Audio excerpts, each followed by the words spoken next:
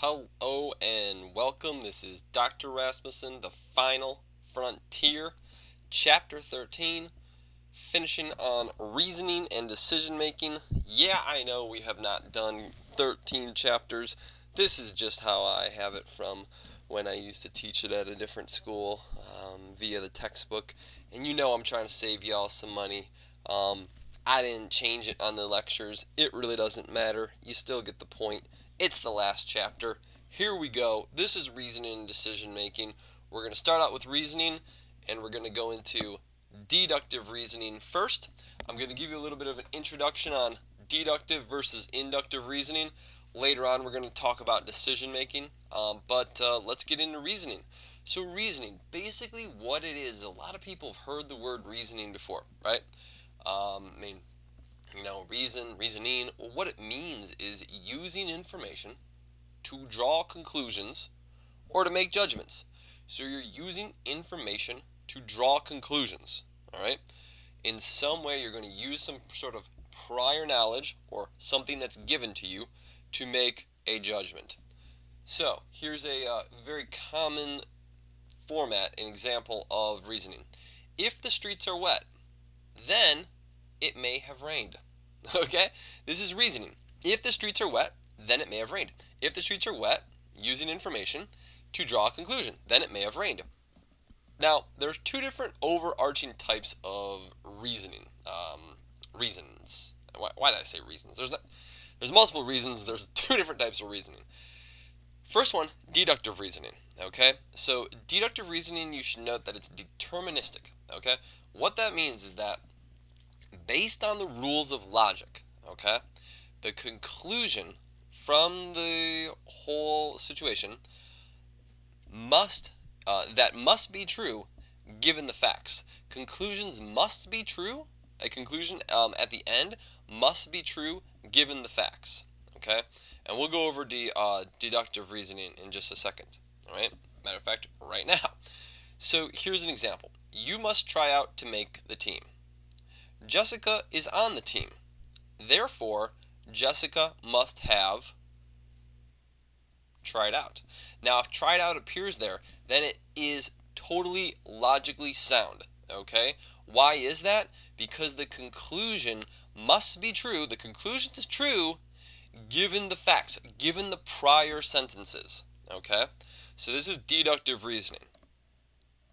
Inductive reasoning is not deterministic. It's probabilistic, okay?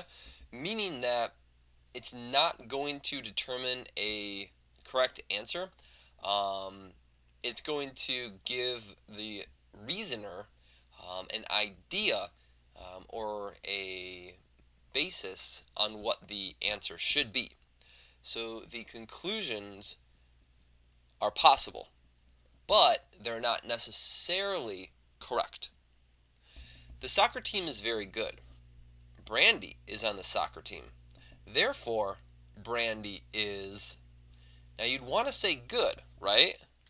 Yeah, or very good.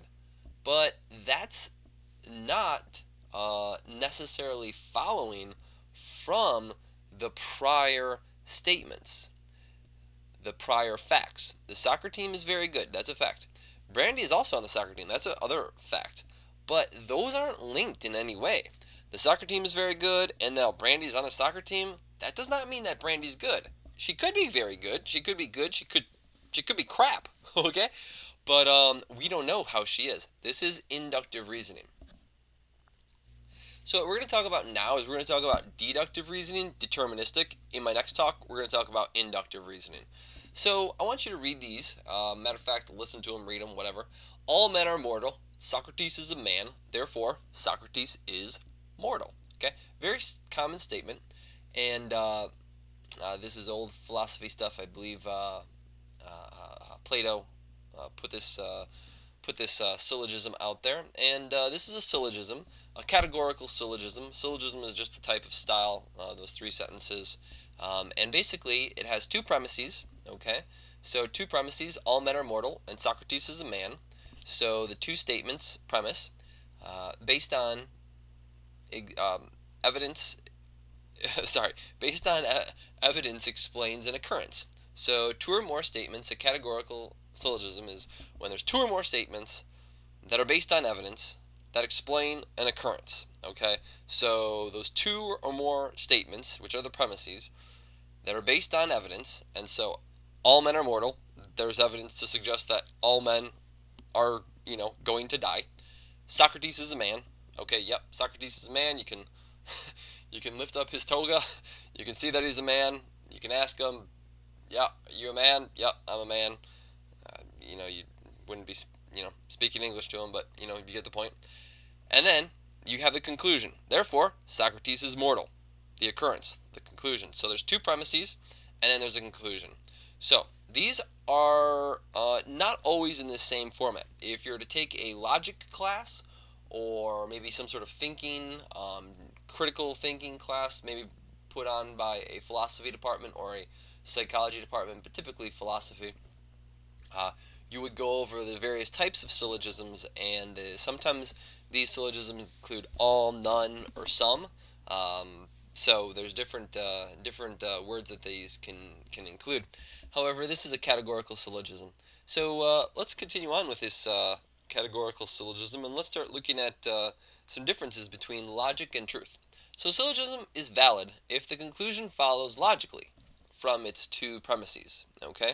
So here's just one such way. There's multiple, but here's one such way for validity. So validity and truth, rather, are different things. So let's talk about this, but I'm going to show you this here. So premise 1 is all A are B. This is just one example. Premise 2 is all B are C. So first you're creating a connection between A and B, then you're creating a connection from B and C. So now that is kind of like wrapping in the conclusion, therefore all A are C. And that makes sense. So if an A is a B and a B is a C, well then an A has to be a C. Okay? And that just, is logically valid. So here's just an example. All humans are primates. All primates eat food. Therefore, all humans eat food. Yeah. Okay, cool. That is totally valid. All right? That is logically valid. So this is interesting. There's two differences here. Validity is it logically sound? Truth means, is the actual syllogism truthful in nature, in the real world? So in both of these situations, for validity, this syllogism passes, as well as for truth, it passes. The validity passes because all humans are primates, and primates eat food, so that's A to B, B to C. And then the conclusion, all humans eat food, well, that's A to C. Okay, great. We just learned above that that is a valid argument. So it's valid. The truth, yeah, that makes sense in real life too, right? All humans are primates, check, yep, they are. All primates eat food, yep, check, definitely. Eat different types of food, but food nonetheless. And all humans, all primates eat food. And then the conclusion is all humans eat food. Okay, so yeah, definitely. Primates eat different food, and humans eat different food, but they all eat food. Okay, you get the point, right? I could have stopped 20 minutes ago. Alright, let's continue. All humans are primates. All primates are fast. All humans are fast. Here's a little bit trickier one, right? So all humans are primates. All primates are fast. All humans are fast. So what does this mean for validity and truth? Is it valid? Is it truthful? Yes, it's one but not the other. Okay? It's definitely valid because you have all humans are primates. So A and B. All primates are fast. Okay, B and C. Okay? And then you have all humans and are fast. Good. A to C. But this isn't true in nature, right? Some people, maybe like yourself, who isn't fast. Whereas Dr. Rasmussen fits the bill. He's extremely fast. No, he's not. He's extremely slow, especially in the lectures, right? Come on, Dr. R. Speed it up, you're telling him. Okay, now, let's move on to a situation where something can be truthful but actually not valid. So, all Olympic athletes are fit. Okay, that makes sense. All of the people sleep. Okay, all of the people sleep. Yes, that's truthful too. Therefore, all of the Olympic athletes sleep. Yeah, that's truthful. But is it valid? No, it's not valid. So, the reason it's not valid is that and it is truthful. Go through it again if you need to. The reason it's not valid is that premise A, the first statement, says all A are B. Okay, all Olympic athletes are fit. Okay, that's making sense. And then all people sleep. Wait, where did people come from? So now all people are, they sleep. Now you're getting A to B and C to D. You're adding another variable, and then now you're taking A, the Olympic athletes, and you're connecting it to sleep. Well, yeah, it's totally truthful, but you didn't connect those two pieces of information via the premises, and so therefore you have a unvalid but truthful syllogism.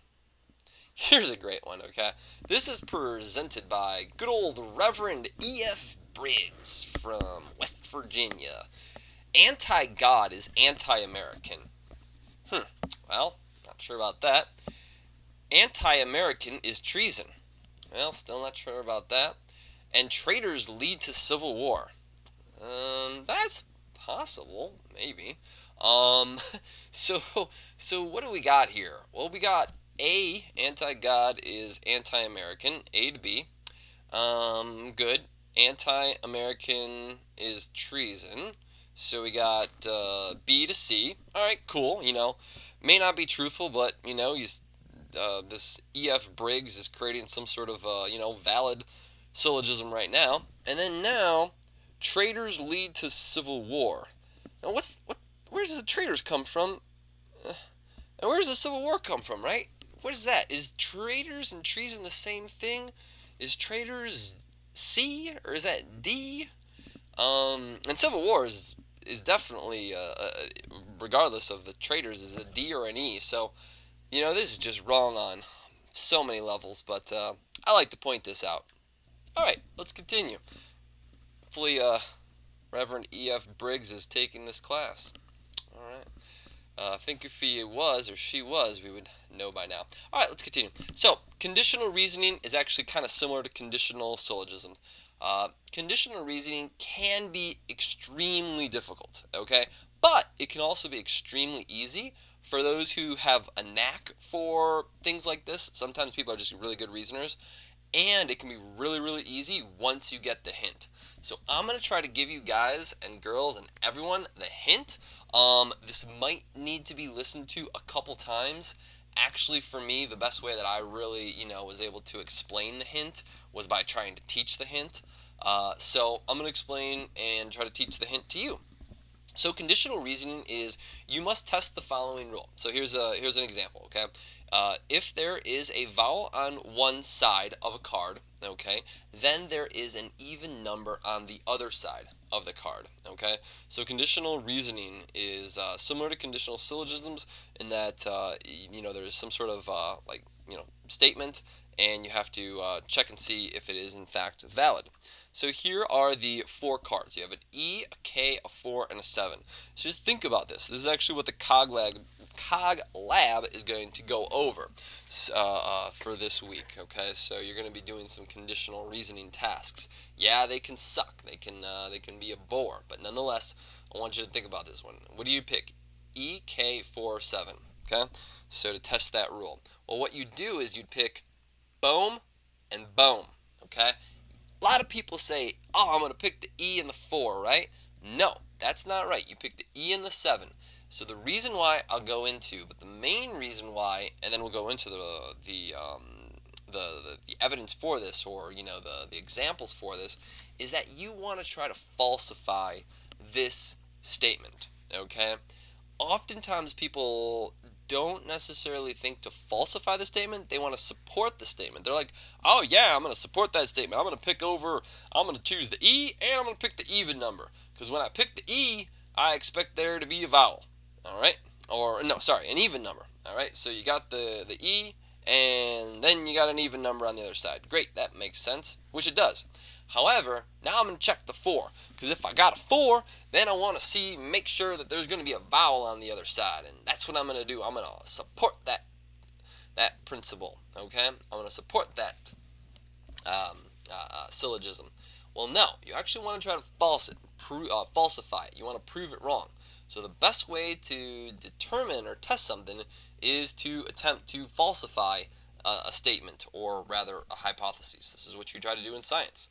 So let's go over this, and I'm going to go over this in a slowly and deliberate fashion. If you totally understand it, then just give it a real quick listen to. But I don't know. I guess you could bypass this. But this is the last piece of information we're going to go over for this talk. So here you go. If you don't get it, tune in right now.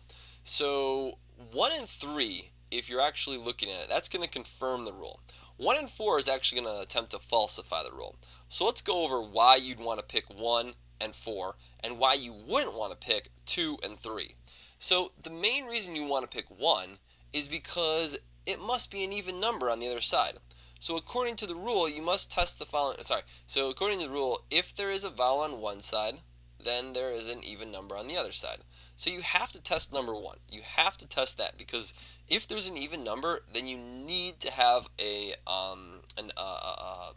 if you have a vowel on one side, then you need to have an even number on the other. Okay? So if you flip that over and it's an even number, good. If you flip it over and it's not an even number, boom, you already know that rule is false. Okay? There's something wrong with that rule. Now, number 2, you don't flip over. You don't even touch number 2, because there could be any number on the other side. The rule doesn't say anything about consonants, non-vowels, okay? It says nothing, so there could be any number. It could be an even or an odd number. It doesn't say anything about it, so you don't even want to touch number 2. Leave it away. Don't touch it. It's the plague. Number 3 also. Number 3 has an even number on the side.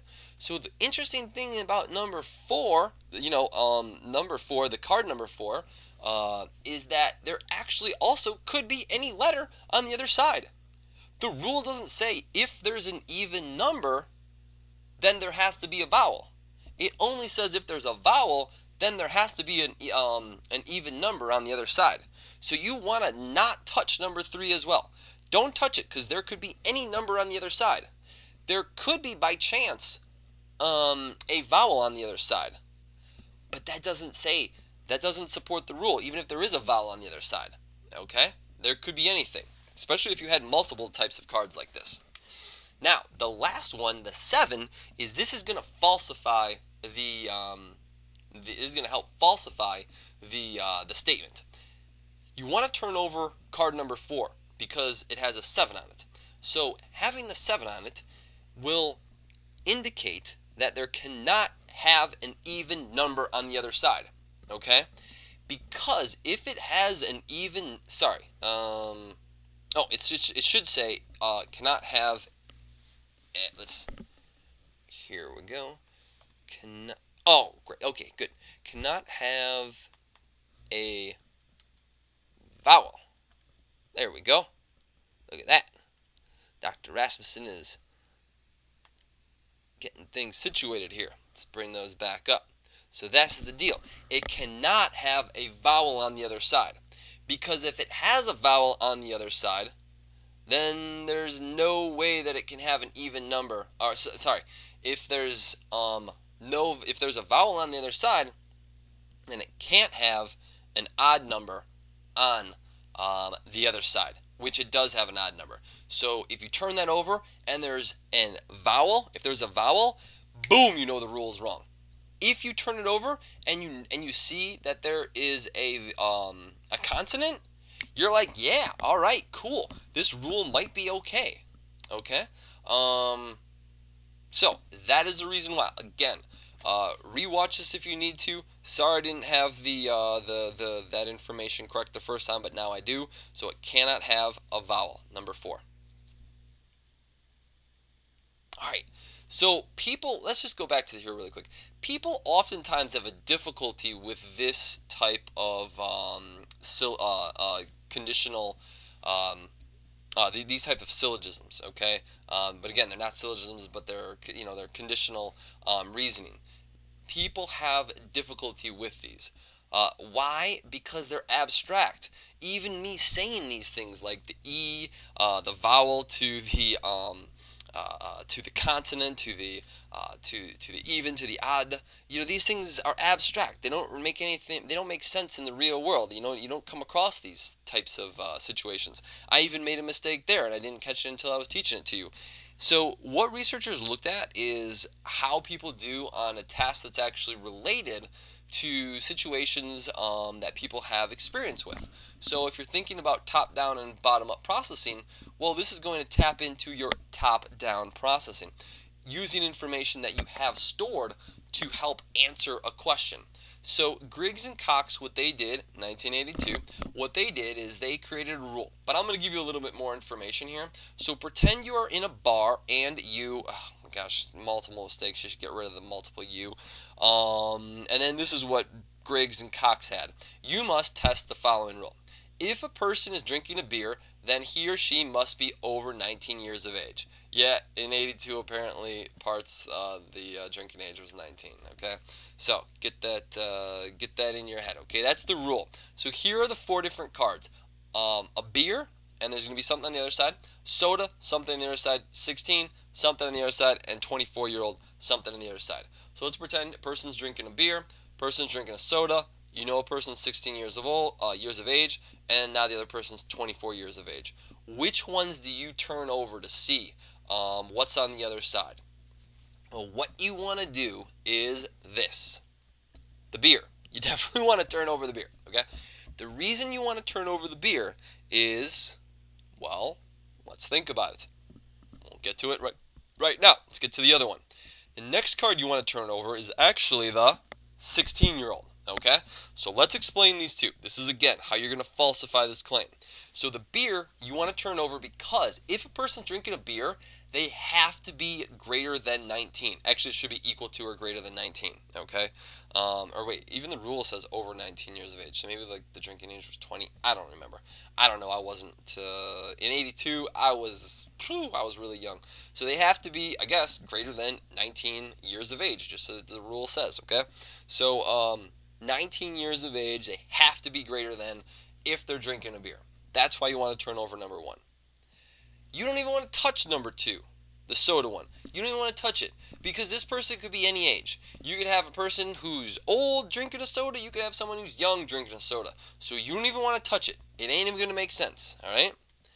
You want to turn over the 16-year-old because they can't have a beer in their hand, right? Doesn't that make sense? If you have a 16-year-old and they're drinking a beer, then the rule's wrong. That makes sense, right? It totally makes sense. I don't even have to explain it that much. And look it, I didn't make a mistake. 16-year-old can't have a beer in their hand, otherwise the rule would be wrong. Now a 24-year-old, same thing. They could drink anything. They could be drinking a beer, they could be drinking a soda. It doesn't matter. The rule doesn't talk about that. The rule doesn't talk about the soda, nor does it talk about the older people. It only talks about those who are drinking a beer have to be older than 19 years of age. All right? So there you have it. This is how you falsify that rule, and this is the trick to reasoning. All right? Guys, girls, everyone, if you need to replay this, feel free. Sorry for a couple errors there. I'm not going to redo this because I want to get done with it. We're on the home stretch. I'm loving it. You're loving it. This is the Cog Lab coming up. Make sure you do it. It's a solid one. It'll definitely test your reasoning skills. Thanks for tuning in, and have a great and fantastic day.